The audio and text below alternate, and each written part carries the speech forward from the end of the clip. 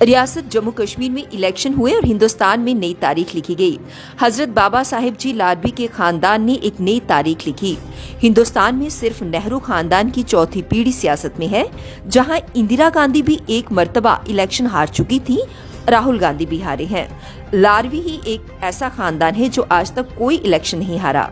हजरत मियां निजामुद्दीन लाडवी कंगन से इलेक्शन लड़ते रहे और बिना मुकाबले कामयाब हुए। जम्मू कश्मीर लेजिस्लेटिव असेंबली में उनका अहम रोल रहा है। जम्मू कश्मीर के लोगों के हकूक के लिए उन्होंने कई अहम फैसले लिए और उनमें कामयाब रहे। उसके बाद हजरत मियां बशीर अहमद लाडवी कंगन से कई मर्तबा मेंबर ऑफ असेंबली जीते और एक मर्तबा वो दराल से भी मेंबर ऑफ असेंबली रह चुके हैं। वो कई मर्तबा मिनिस्टर भी रह चुके हैं।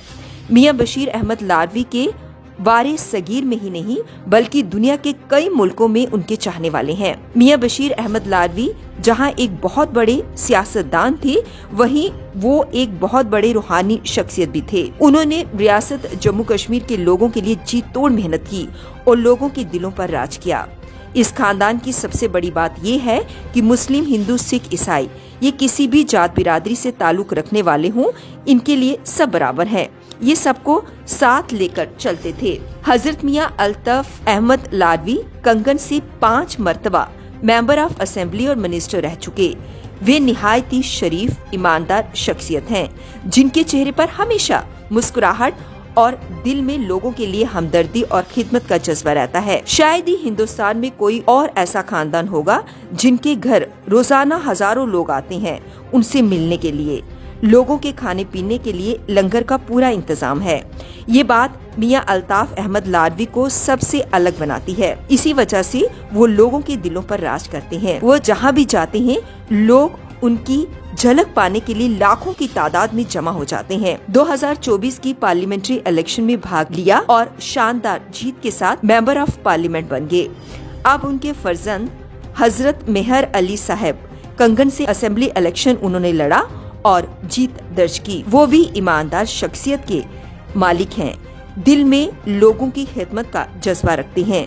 जानकारी के मुताबिक वो उमर अब्दुल्ला कैबिनेट में वजीर होंगे।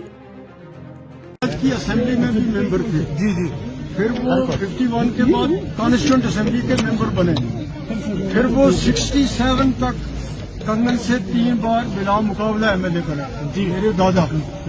फिर 67 से 87 तक मेरे वालिद रहे 4 दफा असेंबली में कंटिन्यूसली। तो उसके बाद फिर मैं रहा। बिल्कुल। अभी चौथी एंट्री इसकी होगी, शुक्र है। अभी चौथी पीढ़ी पूरी होगी।